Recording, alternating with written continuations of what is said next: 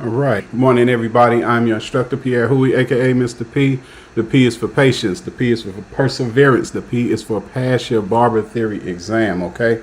Today is Tuesday, one of my favorite days of the week. And today we are going to talk by request about the color wheel. Okay. It is under Haircare Services. And if you've been following me, you do know my breakdown. For the people that are not following me, I am a barber instructor of going on 10 years. Going on 10 years. Okay. I've been a barber for going on 30 years. So got a little bit of experience in this business. But so my breakdowns go for this. The primary the primary public study is passing your Barber Theory exam. Good morning, y'all.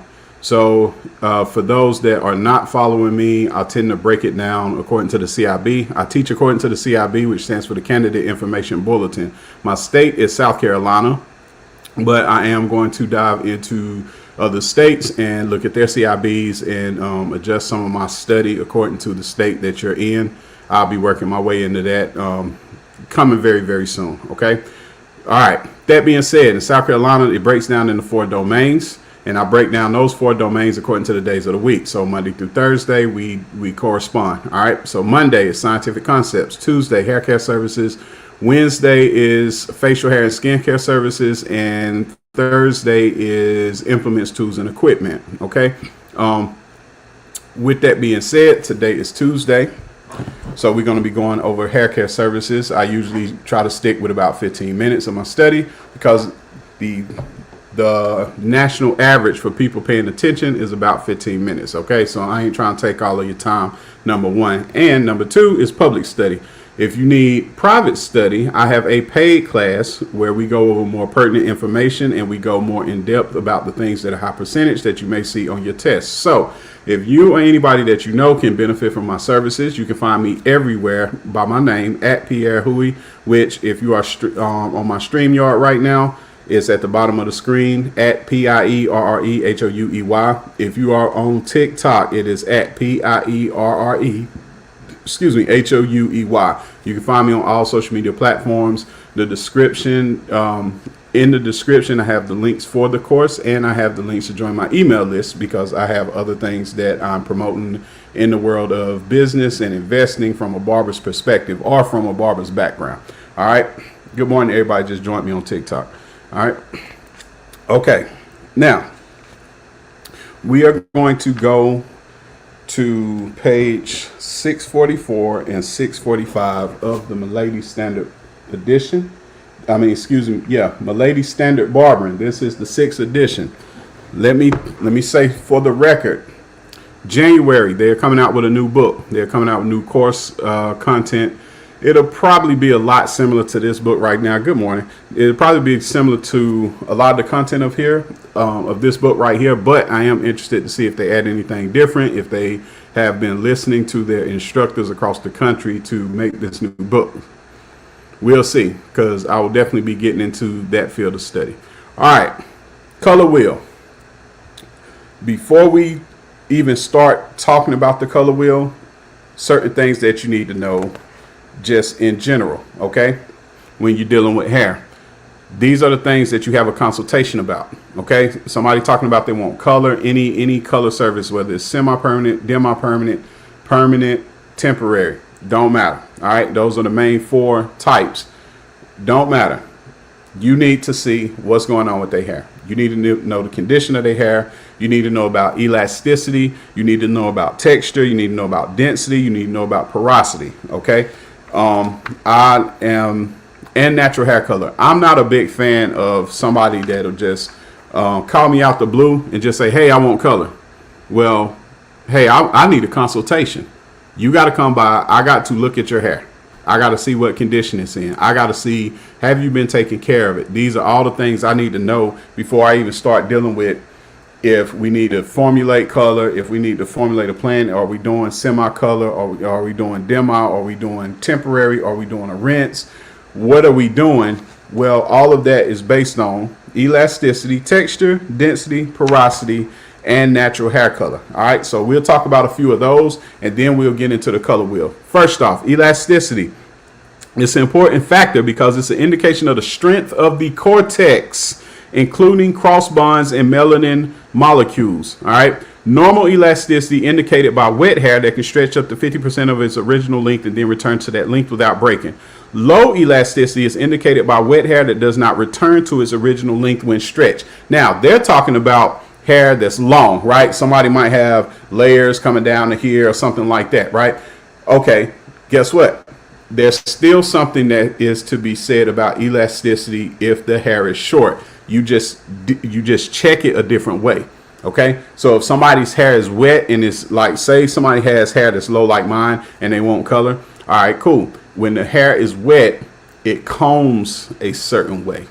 It brushes a certain way. It reacts a certain way to the water. So that's another way of testing elasticity that people don't talk about when the hair is very, very short. And a lot of my color clients, their hair is maybe up to the 2 guard. A very high percentage of my color clients, their hair is maybe up to the 2 guard. I do have a few that might have a little bit past that, but usually it's up to the 2 guard and below. So their hair is low, as we like to say. All right. So that's just a little gem about dealing with elasticity when the hair is low. Okay. Texture. Diameter of the individual hair strand determines whether the hair texture is classified as fine, medium, or coarse. Melanin is distributed differently within the different textures. Fine hair has melanin granules grouped tightly, so the hair takes color faster and may appear darker. Next, medium texture hair has an average response time to hair color products. And coarse hair has a larger diameter with loosely grouped melanin granules and may take longer to process. All right, so again, if you're dealing with hair that is low, you have to process this information a little bit different. But again, all this comes with combing, brushing. When they come in, have them sit down. If they come in for a consultation, let them know. All right, look, you're going to have to sit down. I may have to comb your hair. I may have to brush your hair. I'm going to be judging certain things by that. And you should have some experience with different textures by now. Okay. So, for instance, somebody sit down, you're going to be able to tell the difference between somebody that has fine hair, somebody that has medium hair, somebody that has coarse hair, even if it's low.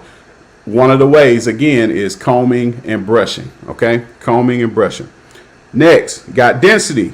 Refers to the number of hairs per square inch on the scalp. It ranges from thin to thick, determines the subsection size to use to assure proper coverage of the hair color or lightener. For example, you may need to part off subsections as thin as 1/8 inch of a client with very thick hair. Now, that's especially true for people with long hair. The longer the hair, the more of that you're going to have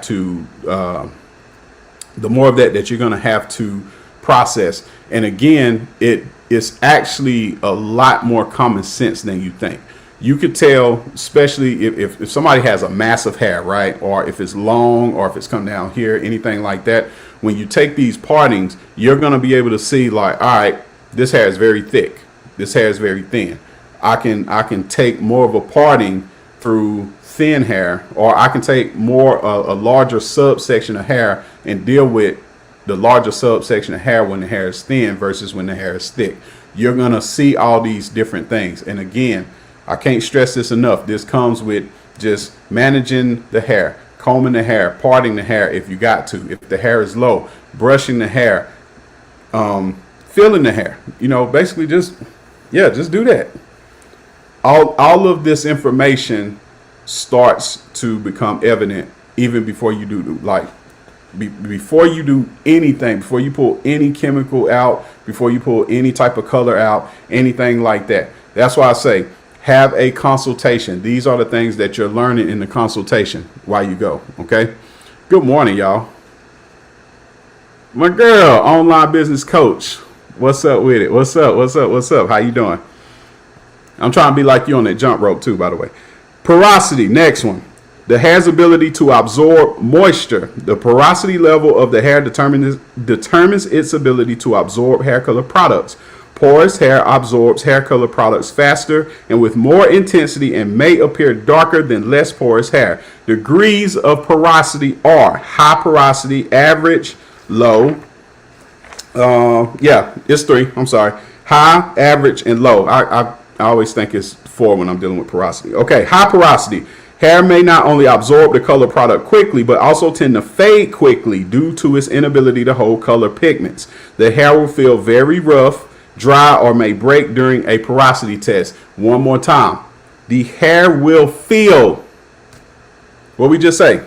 Use these, right? Very rough, dry, or may break during a porosity test. Next, average porosity. Cuticles slightly raised and the hair tends to process normally. You should feel a slight roughness to the hair during a porosity test. And low porosity, the cuticle is tight, making the hair more resistant to chemical penetration and may require a longer time to penetrate the hair shaft or a higher volume of developer for its strength. The hair will feel smooth and or hard during a porosity test. Okay, again, let's say now we're going to talk about a length of hair. Let's say you take a subsection and comb it 90 degrees out, right? And it's like this long, all right? Okay, that's one thing. When you're doing a porosity test, you might take the strand of hair. Let's say it comes down to here. You're going to take the strand of hair and you're going to take your forefinger and your thumb and you're just going to move it back up against the grain to feel for porosity. Also, you are going to wet the hair. You're going to dampen the hair, or just use one of those misters or something like that, right? Because you're trying to feel for porosity. How does it absorb the hair and how fast does it absorb the hair? Again, if somebody comes to you and they have hair that's low like mine, you can still do a porosity test. The only difference is you're going to say, okay, well, look, I'm going to mist the hair. I'm going to wet the hair to a certain extent. You ain't got to drench it. You ain't got to saturate it, but you're going to feel towards the direction of the hair. And then guess what we're going to do? We're going to feel against the grain, right? That's going to tell you what you need to know from a quote unquote low perspective. All right. So you got high porosity, average porosity, low porosity. How fast does the hair absorb moisture? That's what porosity stands for. Okay. Last but not least, natural hair color. Okay. Natural hair color ranges from black to dark brown to red, and from dark blonde to lightest blonde. Natural color ranges are produced by 2 types of melanin. You have eumelanin. It provides natural black and brown pigment. And then you got pheomelanin, which provides yellow or blonde and red pigment color to hair. All right. It's 3 factors.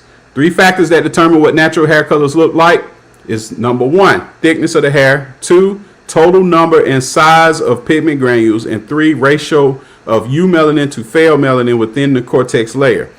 Gray hair is the result of a reduction in the production of melanin pigments. White hair is actually the color of keratin without melanin, and therefore does not contain either type of melanin. I've had people ask all the time, how do you get your gray to do something like that? So I got a lot of men that come in that have they might have black beards, or what we call salt and pepper, where it's got different areas that has a gray or a silver or a white pattern in it. And people ask, well, how did you do your beard like that? It's natural. Okay. What is naturally happening? A reduction in the production of melanin pigments. Okay. That's all it is. And we'll do a side note about contributing pigment. It's the pigment that lies underneath the natural hair color. The foundation of hair color. Foundation of hair coloring is based on modifying this pigment with hair coloring products to create new colors. When lightening the client's natural hair color, the darker the natural level, the more intense the contributing pigment. Okay, now that we got that out the way, we're going to talk about the color wheel. I'm going to make it very simple for y'all. Break it down into steps, mainly 3. If you can do that, then you have a solid foundation of understanding the color wheel. Okay. A lot of people get it confused because they just see a wheel that's just got all this information, all this color information. You got to start very simple, put simple things on top of simple. Okay. Now, first thing we're going to talk about, laws of color. System for understanding color relationships. The laws of color regulate the mixing of dyes and pigments to make other colors. Based in science, adapted to art, laws of color serve as guidelines for harmonious color mixing. For example, equal parts Red and blue mixed together always make violet. It don't make orange. You got me? It don't make green. It don't make yellow. That's the laws of color. A color wheel is a diagram that presents colors in a specific and sequential order to show the relationship of one color to another. All right. Now, we are going to be operating understanding that these are the laws of color. Once you understand that, you're already halfway there. First, primary colors. How many primary colors are there? There are 3. We learned this back in grade school or elementary school, as it like to be said. Okay, primary colors, basic or true colors, basic or true colors that cannot be created by combining other colors. What are those 3 primary colors? You got yellow, red, blue. That is your first step. According to the laws of color, you can't mix any colors to get yellow, red, and blue. They are at its most basic. The laws of color say so. So always start there with your color wheel. Yellow, red, blue. Okay? All right. All other colors are created by some combination of yellow, red, and blue. Colors with a predominance of blue are cool tone. Colors that are predominantly red are warm tone. Blue is the strongest and only cool primary color. Blue brings depth or darkness to any color to which it is added. Red is the medium primary color. Adding red to blue-based colors makes them appear lighter. Conversely, red added to a yellow color will cause it to appear darker. And yellow is the weakest of the primary colors and will lighten and brighten other colors. All right, so we're going to start there. Primary colors. All right, here's what we're going to do, because I want to make sure you guys get your amount of studies worth and your money's worth. All right, we will talk about secondary colors, tertiary colors, complementary colors. We will get into that, but I want to stay at 15 minutes. We have exceeded our 15 minutes, but we've got our 15 minutes worth in, especially to get an important point across. But there will be a part 2 today. All right, just give me time to get a little break in. Hey, Tamisha, what's up, sis? If y'all are not following Tamisha Lachelle, go follow her right now. She has started her social media journey, and I'm so proud of her. Actually, you know what, Tamisha, go follow Jerusha Online Business Coach right now. I love her to death. So for me to say I love somebody's channel to death, Tamisha, that's saying a whole lot. So go follow her right now. She is high energy. High energy. It's infectious. No, just go to her channel. Her channel. You can go to her profile right off of here, and if you scroll through, you can find her name, and then you can just click on her name, and it'll take you straight to her profile. Go follow her. Tell her I sent you. Okay. All right, y'all. That being said, if you or anybody you know can use my help or services passing the Barber Theory test, it could be somebody that's been trying to take the test, been failing. It can be somebody that has started their foray into the barber industry, any barber student, et cetera, et cetera.